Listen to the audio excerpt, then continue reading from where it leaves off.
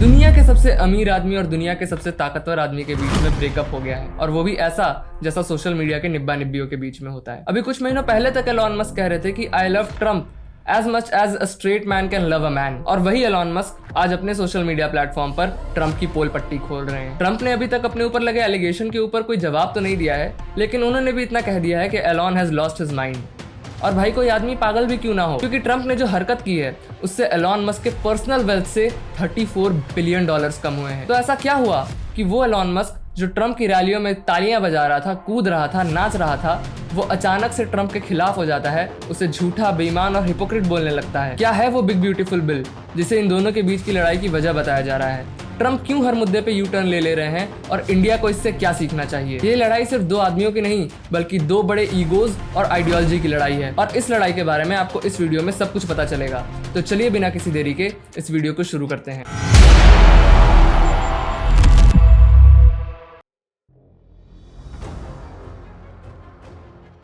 Elon Musk शुरू से एक ट्रम्प या रिपब्लिकन सपोर्टर नहीं थे, बल्कि वो पहले एक नॉर्मल सिलिकॉन वैली टेकी थे और डेमोक्रेट सपोर्टर थे।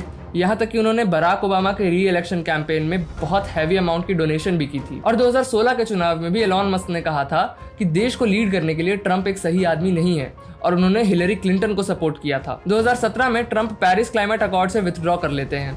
इस डील में अमेरिका अपने ग्रीन हाउस गैस एमिशंस को कम करने के लिए काम कर रहा था, लेकिन जब ट्रम्प इससे अपने हाथ पीछे खींचते हैं तो एलॉन मस्क उस समय इसके विरोध में आते हैं। लेकिन 2020 के बाद से सब बदल गया।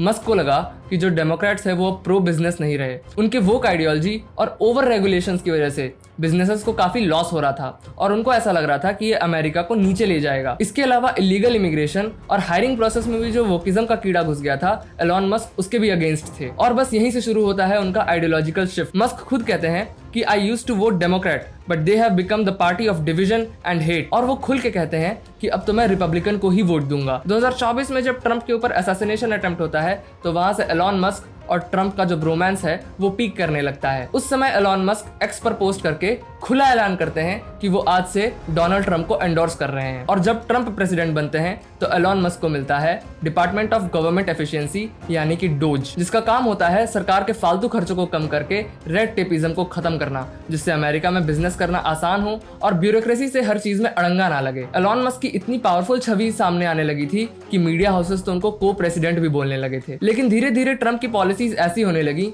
कि एलॉन मस्क अनकंफर्टेबल होने लगे। उन्होंने तो एलॉन मस्क के इलेक्ट्रिक ड्रीम पर ऐसा पानी मारा कि जो ब्रोमांस की आग है वो भी ठंडी पड़ गई। आइए जानते हैं इसकी पूरी कहानी। लोगों को ऐसा लगता है कि ट्रम्प और एलॉन मस्क के बीच में जो लड़ाई हुई है ये अचानक से स्टार्ट हुई है, लेकिन ऐसा नहीं है। इन दोनों के बीच में टेंशंस बहुत पहले से धीरे धीरे बढ़ना स्टार्ट हो गए थे। ट्रम्प ने अपने सेकंड टर्म में आते ही टैरिफ वॉर खेलना स्टार्ट कर दिया और चाइना पर 200% से भी ज्यादा टैरिफ लगा दिए, और इस बार तो इलेक्ट्रिक व्हीकल के कंपोनेंट्स और बैटरीज पर भी बहुत भारी टैरिफ लगाए। एलॉन मस्क की कंपनी टेस्ला जो कार मैन्युफैक्चरर है, उसका बहुत सारा प्रोडक्शन चाइना से जुड़ा हुआ है। और इनफैक्ट बात यह है कि एलॉन मस्क की जो टेस्ला है उसकी सेल्स भी गिर रही है, और एक चाइनीज कंपनी BYD उससे वो बहुत तगड़ा कंपटीशन भी फेस कर रही है। और जैसे ही ट्रम्प ये टैरिफ लगाते हैं 200% का चाइना पे, इससे एलॉन मस्क के लिए सस्ती ईवी बनाना और ज्यादा मुश्किल हो जाता है। क्लीन एनर्जी और ईवी पर जो सब्सिडीज दी जाती हैं, ट्रम्प ने उसे रोल बैक करने का सिग्नल बहुत पहले से देना स्टार्ट कर दिया था। एक्चुअली अमेरिका में ये होता है कि कोई भी एक सर्टेन ग्रेड के ऊपर की अगर ईवी खरीदता है जिससे उसका कार्बन फुटप्रिंट बहुत सिग्निफिकेंटली कम हो, तो सरकार उसे रिवॉर्ड करती है। उसे इनकम टैक्स में लगभग $7,500 तक का एक कैशबैक मिल जाता है। और ईवी बनाने वाली कंपनीज को भी सरकार की तरफ से बहुत प्रोत्साहन और सब्सिडी दी जाती थी, और ट्रम्प ये सारी चीजें रोल बैक करने के सिग्नल्स देने लगे थे। और इसका मतलब ये होता कि लोग जो ईवी खरीदने के लिए अट्रैक्टेड फील कर रहे थे इस इनकम टैक्स में कट्स की वजह से, वो अब अट्रैक्टेड उतना नहीं फील करेंगे। और जब कंपनीज की सब्सिडी बंद होगी तो ईवी का दाम और बढ़ेगा। तो इसका मतलब ये हुआ कि गाड़ियां और महंगी होगी, लोगों के लिए वो चीजें और कम अट्रैक्टिव होंगी और सेल्स और डाउन होंगी। और इसका ख्याल भी एलॉन मस्क को बहुत अनकंफर्टेबल कर रहा था। और ये सारी चीजों के सिग्नल जो ट्रम्प बहुत पहले से देते आ रहे थे, वो अपने इस बिग ब्यूटीफुल बिल में इंप्लीमेंट कर देते हैं। 16 मई को डोनाल्ड ट्रंप ये बिल अनाउंस करते हैं और एलॉन मस्क को ये बिल बिल्कुल पसंद नहीं आता। और मुझे ऐसा लगता है कि एलॉन मस्क को अपने डोज डिपार्टमेंट में भी काम करने की उतनी फ्रीडम नहीं मिल पा रही थी और ट्रंप एडमिनिस्ट्रेशन उनके काम में कुछ ना कुछ अड़ंगे अड़ा रहे थे, जिसकी वजह से जो डोज की टीम है वो भी अपने टारगेट्स को मीट नहीं कर पा रही थी और इससे भी एलॉन मस्क बहुत निराश हुए। उन्होंने 20 मई को ये अनाउंस किया कि वो अपनी पॉलिटिकल स्पेंडिंग्स को बहुत ज़्यादा कट करने वाले हैं। 29 मई को वो अनाउंस करते हैं कि वो डोज डिपार्टमेंट छोड़ के जा रहे हैं। उस समय तो ट्रंप का बयान भी बहुत सॉफ्ट था और उन्होंने कहा था कि ये भले ही एलॉन मस्क अभी डोज डिपार्टमेंट छोड़ के जा रहा है, लेकिन व्हाइट हाउस में उसका काम आता रहेगा। लेकिन व्हाइट हाउस से निकलने के बाद मानो एलॉन मस्क ट्रंप पे बिल्कुल टूट पड़ते हैं और यही होता है ट्रंप और एलॉन मस्क के बीच की लड़ाई का फाइनल ट्रिगर। तो क्या है ये बिग ब्यूटीफुल बिल? इसमें और कौन से प्रावधान है जिससे एलॉन मस्क एग्री नहीं करते हैं और दोनों में से कौन सही है? आइए जानते हैं। ट्रंप और मस्क के बीच का टसल समझने से पहले आपको the one big beautiful bill act, जिसे अब से मैं ओब्बा बोलूंगा, वो समझना पड़ेगा। जैसे भारत में हर साल निम्नोताई आके अपना बजट पेश करती हैं, वैसे ही अमेरिका के कांग्रेस में भी हर साल एक बजट पेश होता है और इस साल के बजट को ओब्बा बोला गया है। तो इसमें ट्रंप का क्या एजेंडा रहता है? अगर आपने अमेरिकन इलेक्शंस को फॉलो किया होगा तो आपको याद होगा कि ट्रंप ने अपने वोटर्स से वादा किया था कि वो सबके टैक्सेस को कम करेंगे और फिस्कल डेफिसिट को सही करने के लिए वो टैरिफ्स का सहारा लेंगे। साथियों, आज के समय में अमेरिका दुनिया का सबसे बड़ा सुपर पावर है, लेकिन फिर भी अगर आप उसके फाइनेंशियल हेल्थ को देखेंगे तो आपको पता चलेगा कि अमेरिका बहुत बड़े ट्रेड डेफिसिट में रहता है। और अगर आप अभी के फिगर्स को देखेंगे तो आपको पता चलेगा कि अमेरिका $2 ट्रिलियन के ट्रेड डेफिसिट में है। यानी कि अमेरिका की सरकार जितना कमा रही है उससे $2 ट्रिलियन ज्यादा खर्च कर रही है। $2 ट्रिलियन, ये अभी इंडिया की जीडीपी का आधा है। उतना वहां की सरकार एक्स्ट्रा खर्च कर दे रही है अपनी कमाई का। और ये 2 ट्रिलियन का आंकड़ा अमेरिका की जीडीपी के 6% के आसपास का आता है। और इकोनॉमिस्ट का मानना है कि ट्रेड डेफिसिट जीडीपी के 3% से ज्यादा नहीं होना चाहिए।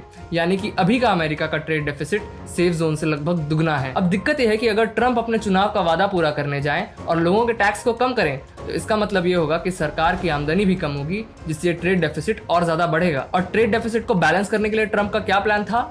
टैरिफ्स। और ट्रंप की टैरिफ की डिप्लोमेसी कितनी सक्सेसफुल रही है वो तो हम सबने देखा है। चाइना तो ट्रंप के टैरिफ वॉर के आगे झुका नहीं, उल्टा रेयर अर्थ मिनरल्स के एक्सपोर्ट पे बैन लगा दिया। और अब इन रेयर अर्थ मिनरल्स के कारण ट्रंप ही चाइना के सामने थोड़ा झुकता हुआ नजर आ रहा है। अब चाइना और अमेरिका के बीच में क्या ट्रेड डील साइन होती है ये तो आने वाला समय ही बताएगा। और बाकी देशों पर भी ट्रंप ने जो अपने मनमाने टैरिफ लगाए थे वो भी अभी 10% पे स्टेबल हो गया है। तो ऐसा लग रहा है कि ट्रंप ने टैरिफ गेम से जितना ज्यादा प्रॉफिट सोचा था उतना ज्यादा प्रॉफिट हो नहीं रहा है। जब ट्रंप 2016 में प्रेसिडेंट बने थे तो 2017 में उन्होंने एक ऐसा बजट लाया था जहां पे उन्होंने टैक्स स्लैब्स को चेंज किया था। टैक्स स्लैब्स के ये चेंजेस उस समय टेम्पररी थे। ट्रंप के सरकार के जाने के बाद ये सारे टैक्स स्लैब्स वापस नॉर्मल हो गए थे। लेकिन इस वाले बजट में ओब्बा में ट्रंप ने ये टैक्स स्लैब्स को वापस लाया और इस बार इन टैक्स स्लैब्स को परमानेंट किया। और इस चेंज से वहां के लोगों को टैक्सेस से थोड़ी सी राहत मिली, लेकिन सरकार की कमाई भी कम हो गई। और उसके बाद इस बजट में ट्रंप ने ओवर टाइम और टिप से मिली हुई कमाई को टैक्स फ्री कर दिया। इंडिया में भले ही उतना अभी टिप का कल्चर नहीं है, लेकिन अमेरिका का टिप कल्चर बहुत बड़ा है। वहां के लोग बिल के अमाउंट का 10 से 20% वेटर को टिप करते हैं और ये वहां के वेटर्स की कमाई का एक बहुत बड़ा हिस्सा होता है। और अगर इसको टैक्स फ्री कर दिया तो भी सरकार की कमाई को एक बहुत बड़ा नुकसान पहुंचा है। और इसके बाद ट्रंप ने अमेरिका के डिफेंस और बॉर्डर सिक्योरिटी का बजट और बढ़ा दिया। अभी आपने ट्रंप के गोल्डन डोम डिफेंस प्रोजेक्ट के बारे में सुना होगा और इसका बजट ही $25 बिलियन है। यानी अभी तक इसने क्या किया है कि कमाई अपनी सरकार की कम की है टैक्सेस का स्लैब्स घटा के, लेकिन खर्च बढ़ा दिया है डिफेंस और बॉर्डर सिक्योरिटी में। और फिर इस बजट में ट्रंप अमेरिका की डेट सीलिंग को भी बढ़ाना चाहता है। साथियों, अमेरिका में एक डेट सीलिंग होती है, यानी कि एक लिमिट सेट होती है कि एक सरकार अमेरिका के कितने डॉलर्स लोन में ले सकती है। लेकिन आए दिन ये सरकार जो है वो डेट सीलिंग्स बढ़ाती रहती है। और अगर अभी के समय में देखें तो अमेरिका का debt to GDP ratio already 122% पे है। यानी कि अमेरिका के ऊपर जो कर्ज है वो उसकी जीडीपी का लगभग 1.25 गुना है। और ट्रंप चाहते हैं कि ये डेट सीलिंग और बढ़े, इस लिमिट को और ऊपर पुश किया जाए ताकि और ज्यादा डेट लेकर और ज्यादा खर्च किया जा सके। अब ट्रंप ने डिफेंस और बॉर्डर सिक्योरिटी का खर्च तो बढ़ा दिया और टैक्स से होने वाली कमाई को भी कम कर दिया। और जो टैरिफ से वो प्रॉफिट सोच रहा था जो होगा वो नहीं हो रहा है। तो आखिर अब क्या किया जाए, इस डेफिसिट को कैसे मैनेज किया जाए? तो दूसरी जगहों पे जो खर्च हो रहा है उसको थोड़ा सा कम करके ट्रंप ने इस ओब्बा बजट में इस डेफिसिट को मैनेज करने की कोशिश की है। तो साथियों, अमेरिका में मेडिकेड नाम का एक प्रोग्राम चलता है जहां पे सेंट्रल और स्टेट गवर्नमेंट के द्वारा मिलके जो लो इनकम ग्रुप के लोग हैं जो अपनी हेल्थ केयर और मेडिकल सुविधाएं अवेल नहीं करा सकते, उन्हें मेडिकल इंश्योरेंस और हेल्थ केयर की सुविधा सरकार की तरफ से दी जाती है। और इसके बजट में ट्रंप अगले 10 साल में 880 बिलियन डॉलर्स की कटौती करने वाला है, यानी कि हर साल लगभग 88 बिलियन डॉलर्स की कटौती। इस बजट की कटौती से लगभग 80 लाख लोग इफेक्ट होंगे जो कि अपनी हेल्थ केयर की सुविधाओं के लिए सरकार के ऊपर डिपेंडेंट है। इसके अलावा ईवीज पर जो सब्सिडी और टैक्स बेनिफिट्स मिलते थे उसको भी खत्म कर दिया, जिसके बारे में मैंने ऊपर बताया। और फिर जो सोलर एनर्जी और विंड एनर्जी पर जो सब्सिडी मिलती है लोगों को और कंपनीज को, वो भी बंद कर दिया। यानी कि पहले क्या होता था कि कोई भी व्यक्ति अगर अपने यहाँ सोलर पैनल लगवाना चाहता है या फिर कोई भी कंपनी एक सोलर पैनल की फील्ड लगाना चाहती है या फिर विंड एनर्जी से इलेक्ट्रिसिटी प्रोड्यूस करना चाहती है तो उसको सरकार की तरफ से काफी सपोर्ट और सब्सिडी मिलती थी। लेकिन ट्रंप ने ये सारी चीजें भी बंद कर दी ताकि सरकार का पैसा बच सके। और यहाँ पे भी एलॉन मस्क का घाटा है, क्योंकि एलॉन मस्क ने रिन्यूएबल एनर्जी के रिसोर्सेज के ऊपर काफी हैवी इन्वेस्टमेंट कर रखा है। यानी कि सिंपल सी बात है, ना ट्रंप को ना ही उनके सपोर्टर्स को क्लाइमेट चेंज की कोई चिंता है। और ट्रंप ने भी अपने कोर वोटर बेस को ध्यान में रखते हुए ही ये बजट बनाया है। हालांकि ये कई रिपब्लिकन्स का भी मानना है कि जो मेडिकेड के बजट में कटौती की गई है वो नहीं करनी चाहिए, वो गलत है। और इकोनॉमिस्ट भी इसे एक एंटी रॉबिनहुड बजट बता रहे हैं। इससे होगा क्या कि गरीबों का बहुत ज्यादा नुकसान है और अमीरों का थोड़ा फायदा है, क्योंकि उन्हें टैक्स बेनिफिट्स मिल रहे हैं। और फाइनली एलॉन मस्क को इससे क्या दिक्कत है वो समझते हैं। एलॉन मस्क के बिजनेस का तो घाटा हो ही रहा है। उनकी सारी कंपनीज का मिला के लगभग 200 बिलियन डॉलर्स का घाटा हो गया है और उनके पर्सनल वेल्थ से लगभग 34 बिलियन डॉलर कम हो गए हैं। उनके गुस्से का एक कारण ये तो है ही, लेकिन एक और कारण ये है कि इससे अमेरिका का फिस्कल डेफिसिट घटने की जगह पे और बढ़ जाएगा। इकोनॉमिस्ट की माने तो अगर ये बजट लागू हो गया तो अमेरिका का फिस्कल डेफिसिट 2.5 ट्रिलियन डॉलर से और बढ़ सकता है। यानी कि जितनी इंडिया की जीडीपी होगी उतना अमेरिका का फिस्कल डेफिसिट होने के चांसेस हैं। उनका ये क्लेम है कि उन्होंने डोज डिपार्टमेंट से सरकार के 160 से 180 बिलियन डॉलर्स बचा दिए हैं और अगर ये बजट लागू हो गया तो जितनी भी थोड़ी बहुत प्रोग्रेस थी वो चुटकी बजाते ही मिट जाएगी। एलॉन मस्क ट्रंप के पुराने ट्वीट्स निकाल के दिखा रहे हैं कि कैसे जब ट्रंप पावर में नहीं थे तो वो फिस्कल डेफिसिट को घटाने की बात करते थे, लेकिन उनका ये बिग ब्यूटीफुल बिल इस डेफिसिट को और बढ़ाने वाला है। वो इस बिल को एक फैट एंड अगली बिल बोल रहे हैं और इसे एक डिस्गस्टिंग एबोमिनेशन बोल रहे हैं। वो ट्रंप का मजाक बना रहे हैं कि उन्होंने खर्च को कम करने का क्या तरीका निकाला कि खर्च बढ़ा दो। फिर ट्रंप का एक प्रेस कॉन्फ्रेंस होता है जहां पे ट्रंप ये बोलते हैं कि मेरा और एलॉन का रिलेशनशिप तो बहुत अच्छा था और एलॉन मस्क को इस बिल के बारे में सब कुछ बहुत पहले से भी पता था, लेकिन फिर भी पता नहीं एलॉन मस्क ऐसा क्यों कर रहा है। और ट्रंप ये बोलते हैं कि वो बहुत ही ज्यादा डिसअपॉइंटेड हैं। इस पर मस्क बोलते हैं कि ट्रंप झूठ बोल रहा है और मुझे इस बिल के बारे में कुछ नहीं पता था और इस बिल को बहुत ही चोरी छुपे कांग्रेस से पास कराया जाएगा। और एलॉन मस्क ये भी बोलते हैं कि अमेरिका को एक बिग ब्यूटीफुल बिल की नहीं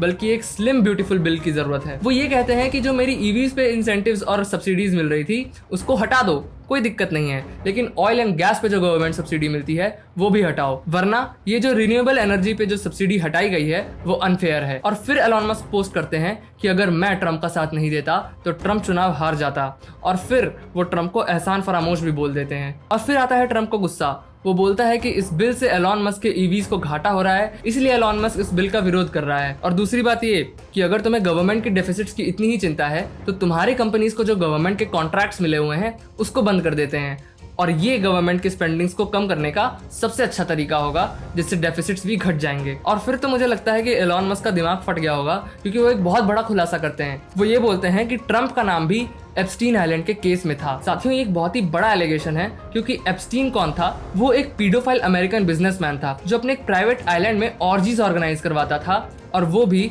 नाबालिग लड़कियों के साथ। और एलॉन मस्क यहाँ पे ये इल्जाम लगाते हैं कि डोनाल्ड ट्रंप भी एप्स्टीन के उस आइलैंड पे एप्स्टीन के साथ जाते थे। और फिर एलॉन मस्क ये भी धमकी देते हैं कि अगर तुम्हें मेरे कॉन्ट्रैक्ट्स हटाने हैं तो ठीक है, मैं भी नासा के साथ जो स्पेसएक्स के कोलैबोरेशन में ड्रैगन स्पेसक्राफ्ट प्रोग्राम चल रहा है उसको बंद कर दूंगा।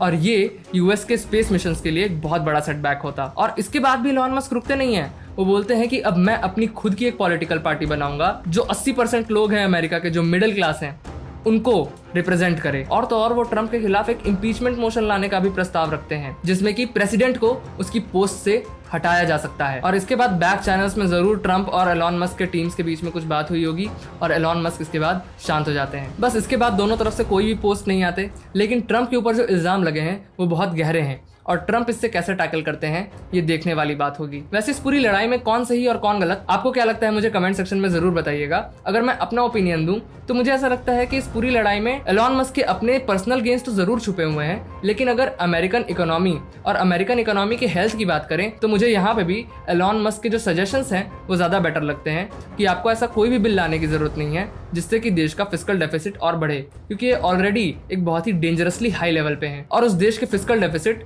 सेफ लेवल से दुगना ज्यादा है। अब इस बिल का इंडिया पे क्या इफेक्ट पड़ेगा ये भी जान लेते हैं। इंडिया पर इस बिल का सबसे बड़ा इफेक्ट ये पड़ने वाला है कि इस बिल में रेमिटेंसेस पर भी टैक्स लगाने की बात की गई है। यानी कि अगर अमेरिका में कोई भी इंसान काम कर रहा है और वो अपने घर पे पैसे भेजता है, उस पैसे को हम रेमिटेंस बोलते हैं, और अगर ये बिल पास हो गया तो उस पैसे पर भी 3.5 से 5% का टैक्स लग सकता है। इसके अलावा ट्रम्प के प्रेसिडेंट बनने के बाद एलॉन मस्क एक बहुत ही इंपॉर्टेंट आदमी बन गए थे, लेकिन अभी ये सब जो कुछ भी हुआ है इसके बाद एलॉन मस्क कितना रिलेवेंट है ट्रम्प के लिए ये भी देखने वाली बात होगी। क्योंकि पहले तो क्या हो रहा था कि किसी को भी अगर ट्रम्प के गुड बुक्स में आना है तो उसे एलॉन मस्क के भी गुड बुक्स में आना पड़ता था, और यही एक कारण भी रहा होगा कि इंडिया में भी एलॉन मस्क को स्टारलिंक ऑपरेट करने की परमिशन मिल गई। लेकिन अब क्योंकि एलॉन मस्क का ट्रम्प के लाइफ में उतनी ज्यादा इंपॉर्टेंस अब नहीं रही होगी, तो टेस्ला को लेकर क्या डील होती है इंडिया और एलॉन मस्क के बीच में ये देखने वाली बात होगी। मुझे तो ऐसा लगता है कि अब क्योंकि ट्रम्प से उतना लेना देना नहीं है एलॉन मस्क का, तो हमें ऐसे बढ़िया से बढ़िया डील साइन करनी चाहिए जिससे इंडिया का फायदा हो। और इससे इंडिया को ये सीख लेनी चाहिए कि इंडिया के फॉरेन पॉलिसी में हम अपने सारे बेट्स कभी किसी एक आदमी के ऊपर नहीं लगा सकते, और मुझे ऐसा लगता है कि इंडिया अभी ऐसा कर भी रहा है। तो यानी कि इंडिया की फॉरेन पॉलिसी अभी जैसी चल रही है बिल्कुल वैसी ही चलनी चाहिए, क्योंकि अगर हम लोग पहले अपने इंटरेस्ट के बारे में नहीं सोचते और एलॉन मस्क की हर जिद के आगे अगर हम लोग झुक जाते, अगर हम लोग स्टारलिंक को उसकी शर्तों पे इजाजत दे देते और अगर हम लोग टेस्ला को भी उसकी शर्तों पे इजाजत दे देते, लेकिन फिर भी आज जो ट्रम्प और एलॉन मस्क के बीच में चल रहा है, तो अब जब ये रिश्ते खराब हो गए हैं तो हमें एलॉन मस्क के सामने झुकने का भी कोई फायदा नहीं मिलता।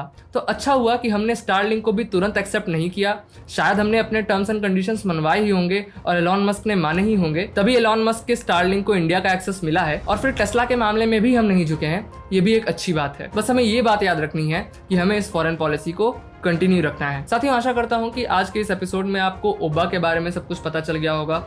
ये क्या है, ये बजट कैसा है, और इस वजह से ट्रम्प और एलॉन मस्क के बीच में क्यों लड़ाइयाँ चल रही हैं, ये सारी चीज़ें आपको इस वीडियो से क्लियर हो गई होंगी। और इंडिया का इससे क्या फ़ायदा, क्या नुकसान है और इंडिया को आगे क्या करना चाहिए, इसको लेकर भी कुछ हिंट ज़रूर मिल गया होगा। साथियों, अगर आपको ये वीडियो पसंद आई है तो इस वीडियो को लाइक और शेयर ज़रूर करें, और आप ऐसे ही अगर नेशनल और इंटरनेशनल अफेयर्स का एक डिटेल्ड एनालिसिस वीडियो देखना पसंद करते हैं तो आप हाइपर हंट यूट्यूब चैनल को ज़रूर सब्सक्राइब करें। तो दोस्तों, बस आज के वीडियो में इतना ही। अब मिलते हैं आपसे अगले वीडियो में।